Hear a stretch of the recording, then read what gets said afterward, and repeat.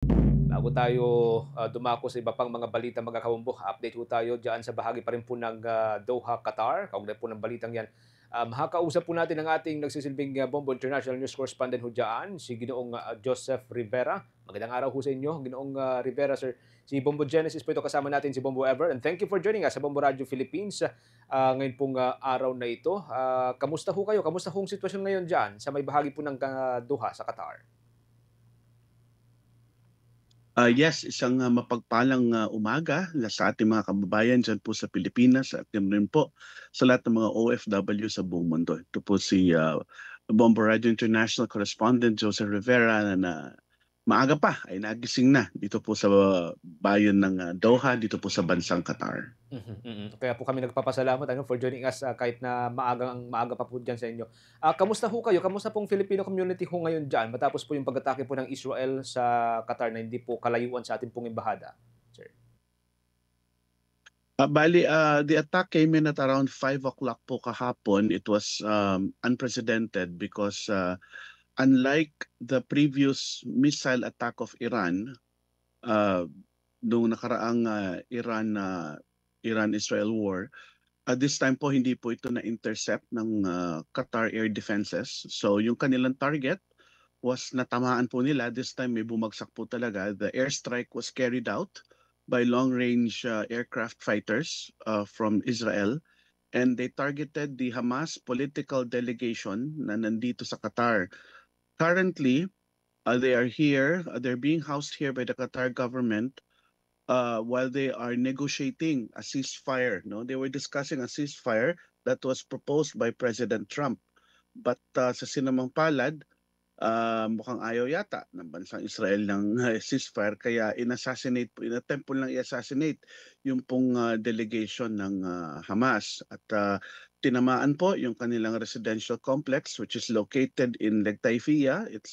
We know it as West Bay, and the buildings was actually only 220 meters away from the Philippine Embassy.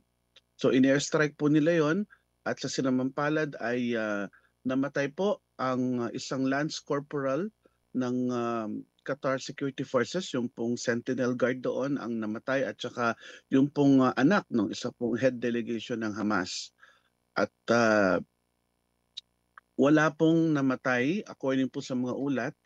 Uh, Wala pong namatay sa mga tina-target ng Israel. Subalit, siyempre, yung kaguluhan at yung chaos na dinulot nito sa bansa is napakalaki. Dahil, siyempre, kakatroma pa lang namin mula dun sa missile attack ng Iran, at ngayon naman Israel na naman. At ayun, kaya nagkagulo po dito kahapon. For a while, nagkaroon po ng babala both ang Philippine Embassy at ang US Embassy sa kanilang mga citizens na mag-stay at home muna until humupa ang kaguluhan.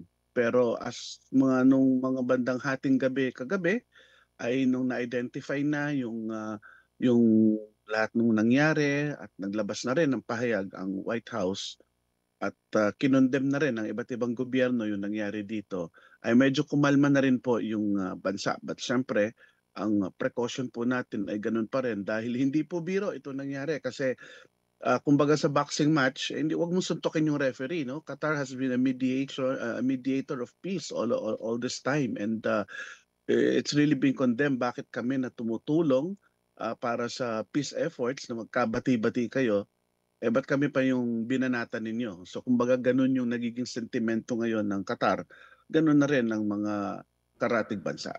Alright. Good to know naman po na ligtas po yung mga kababayan po nating Pilipino dyan sa may Qatar.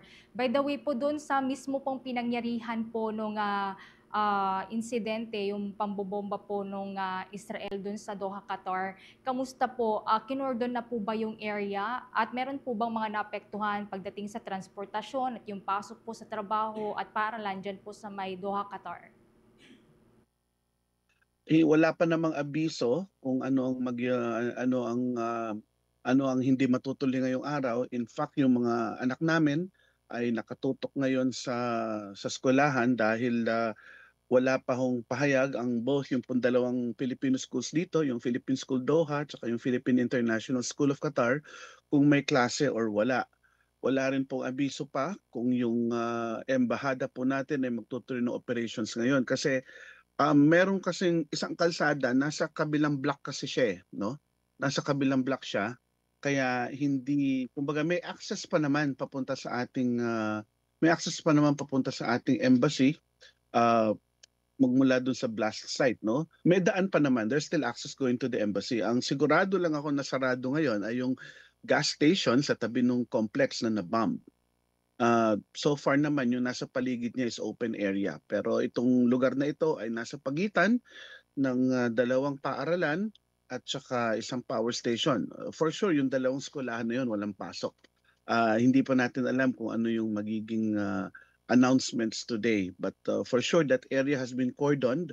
In fact, I'm very familiar with the bomb site because I work in real estate, no.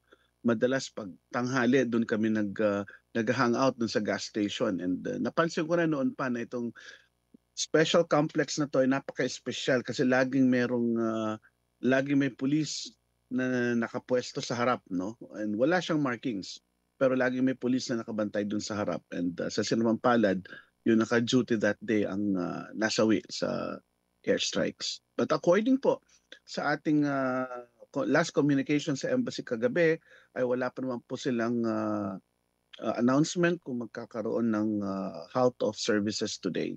It will still depend on how the world will react.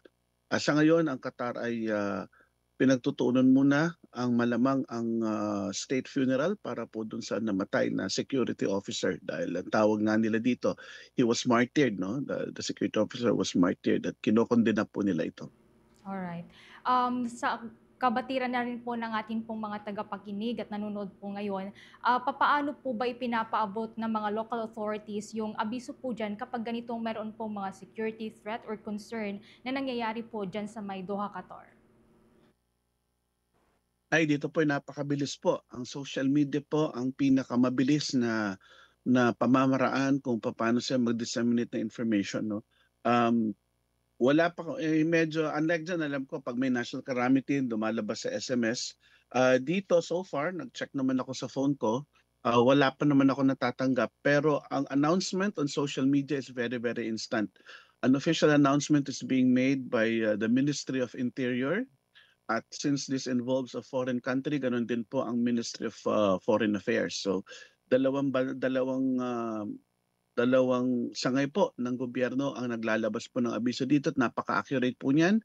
Ang maganda po sa kanila ay syempre ang kanilang mga abiso ay wala pong emosyon, maliban po sa kanilang mga diplomatic protest. At maayos naman po ang pagkakabiso. Within minutes actually, noong nangyari lumabas na po yung alert. Kasi importante din po ito para maiwasan po ang pagpunta doon sa lugar, kasi ang traffic po ay napakagrabe po. Pag may ganyang insidente, although safe naman po lagi dito ang mga civilians, pero syempre lahat po ng tao ay nagmamadali pong magsiuwian sa kanya-kanyang mga tahanan.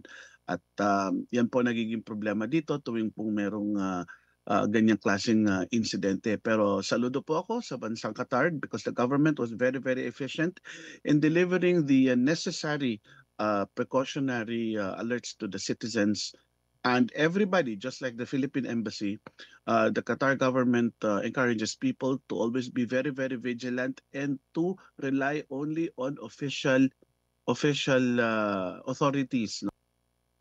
Okay. Sige. From time to time, sir, no, makiki-update po kami sa inyo, kaugnay pa rin po sa kalagayan po ng ating mga kababayan po dyan at kalagayan na po ng kabuuan po ng Qatar. Maraming salamat, ingat-ingat po kayo at thank you for joining us sa Bombo Radio Maraming salamat po. Ito po ang inyong correspondent si Bombo Joseph Rivera, nag-uulat mula po dito sa Doha, Qatar.